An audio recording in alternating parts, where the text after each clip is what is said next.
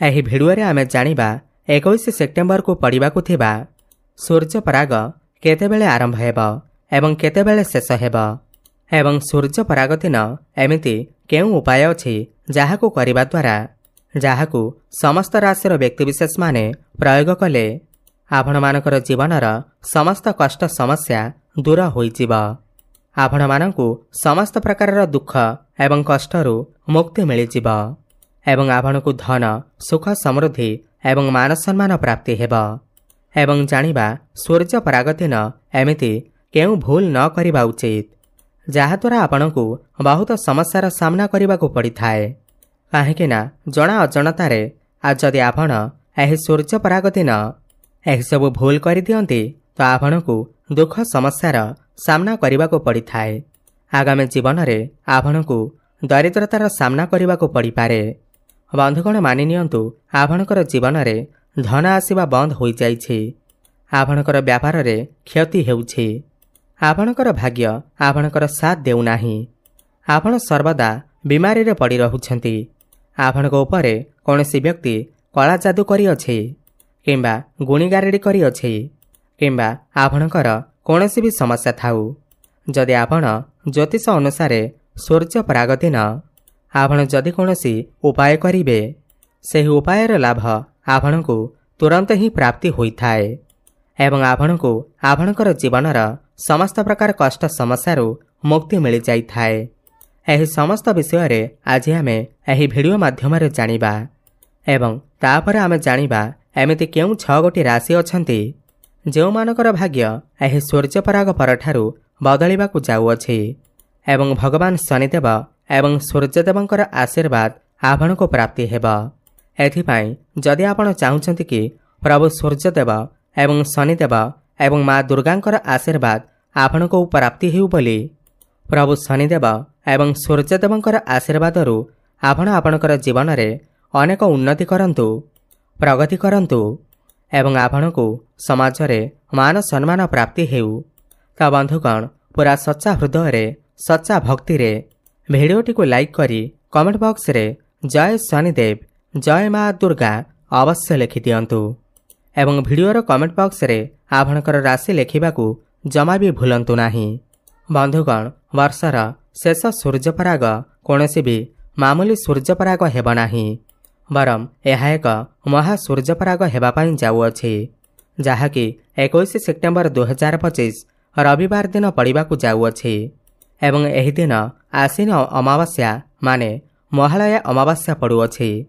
ଧାର୍ମିକ ମାନ୍ୟତା ଅନୁସାରେ ଏହି ସୂର୍ଯ୍ୟପରାଗ ସମୟରେ ସମସ୍ତ ଦୈବୀ ଶକ୍ତିମାନଙ୍କର ଶକ୍ତି କମ୍ ହୋଇଯାଇଥାଏ। ବର୍ଷର ଶେଷ ତଥା ଅନ୍ତିମ ସୂର୍ଯ୍ୟପରାଗ 21 ସେପ୍ଟେମ୍ବର 2025 ରାତ୍ରି 9:01 ଆରମ୍ଭ ହେବ ଏବଂ ଏହାର ସମାପ୍ତି ମଧ୍ୟରାତ୍ରି 2:02 ହେବ।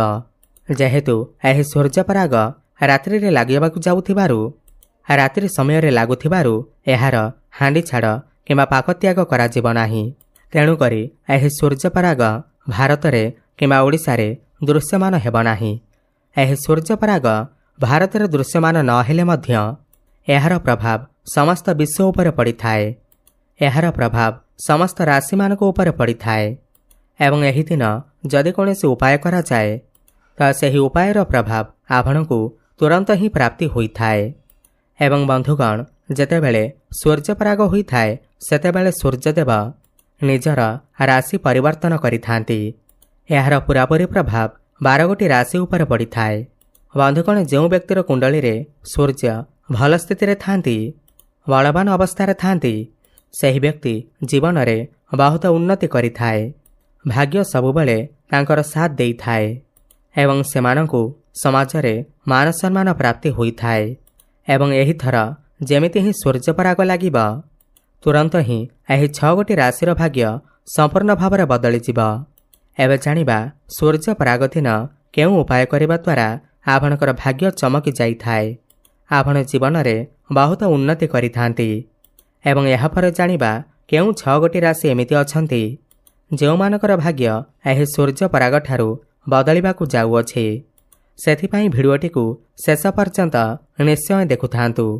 बंधुगण मन रखु जेते समय पर्यंत सूर्यपराग लगी रहिब ना तो आपण घरे खाइबा बनइबे ना तो आपण निजे खाइबे। द्वितीय एही सूर्यपराग समय महिला माने निजर बाଳରେ तेल लगांतु नाही, एहाकू बहुत अशुभ बोली माना जाई थाए। एवं एही सूर्यपराग समय आपण आपणकर घरे कैंची चाकू एवं छुरीर व्यवहार करंतु नाही, नहेले एहार सीधा प्रभाव आपणकर आर्थिक स्थिति उपर पड़ी पारे। एवं आपणकर जदि विवाह होई सारिछि तो आपण एही सूर्यपराग समय भूल करी भी शारीरिक संपर्क रखंतु नाही, एहा द्वारा आपणकू केते प्रकारर दोषर सामना करबाको पड़ी पारे। देखंतु सबुठु प्रथम उपाय जहाँ आमे आपणको बतैबाकू जाउअछु ताहा हेउछि करजरु मुक्ति पाइबार उपाय। बंधुगण मानि नियंतु आपण कोनोसी एमिति करज नैछंती जाहाको आपण जेते चेष्टा कले मध्य सुझी पारु नाहंती। दिनकु दिन आपणकर चिंता बढ़िबाकू जाउअछि, आपण आर्थिक कष्टरे फसी जाइछंती एवं आपणकर जीवन रे धन आसीबा बंद होई जाइछि एवं आपण एही सब जिनिसकू नै बहुत चिंतारे अछंती। तो सूर्यपराग जेमिति ही रात्रि 9टा बाजी 1 मिनिट रे आरंभ हेबा, सेही समय रे आपण गोटे लाल कपड़ा नियंतु एवं सेही लाली कपड़ा उपरे 1 मुठी लवंग रखि दियंतु एवं एही कपड़ार गोटे पुटुली बनै दियंतु एवं निजर घरर पूजा घरे रखि दियंतु। एहार परदिन आपण एही पुटुली को नै करी कोनसे भी मंदिर बाहर बसिथिबा भिक्षुक मानकू दान करि दियंतु। एतिकी उपाय जदि आपण एही सूर्यपराग समय करि दियंती तो विश्वास करंतु आपणकू समस्त करजरु मुक्ति मिलिजिब। देखिबे 1 मास भितरे आपण समस्त करजरु मुक्ति पाइजिबे। आपणकर जीवन रे धन आसीबा आरंभ होइजिब। आपण जीवन रे बहुत उन्नति करिबे, धन आसीबार समस्त मार्ग खोलिजिब। बंधुगण जदि आपणकर घरे नकारात्मक शक्तिर प्रभाव बढ़ी जाइछि, आपणकर घर उपरे कोनोसी व्यक्ति कला जादू करूअछि, गुणीगारेडी करूअछि, जहा पाई आपण चिंतार अछंती, समस्या अछंती, तो आपण एही सूर्यपराग दिन गोटिए नड़िया किणिकी नहीं आसंतु एवं एही नड़िया को नहीं घरर समस्त सदस्यंकर मुंडरे छुआईकी एही नड़िया को नहीं निजर ठाकुर घरे रखि दियंतु एवं ता पर दिन एही नड़िया को नहीं आपण मंदिर रे थिबा पुजारी को देई दियंतु। देखिबे एतिकी उपाय करिबा द्वारा आपणकर घर उपरे काहारे भी कुदृष्टि पड़िबो नाही, कोनोसी भी व्यक्ति कला जादू करि परिबे नाही एवं आपणकर घरु समस्त नकारात्मक शक्ति बाहर को बाहर जीव एवं आपणकर घरे सकारात्मक ऊर्जार प्रभाव रहिबो। बंधुगण तंत्र शास्त्र रे सफा सफा लेखा होइछि कि सूर्यपरागर परदिन कोनोसी भी व्यक्ति जदि निज घर को सदा बाहर गछ नहीं आसी थाए तो सही घर उपरे सर्वदा माँ लक्ष्मीकर आशीर्वाद बनी रही थाए। बंधुगण सदाबाहर गछ एक एमिति गछ होई थाए जेउथिरे माँ लक्ष्मीकर अष्टरूपर वास होई थाए। तो आपण सूर्यपरागर परदिन आपण गोटे सदाबाहर गछ नहीं आसंतु एवं एहाकू नहीं आपणकर घरर पूर्व दिगरे स्थापन कर दियंतु एवं प्रत्येक दिन एहाकू जल दियंतु। एतिकी उपाय जदि आपण करि दियंती तो विश्वास करंतु माँ लक्ष्मीकर आशीर्वाद आपनको सर्वदा प्राप्ति हेब।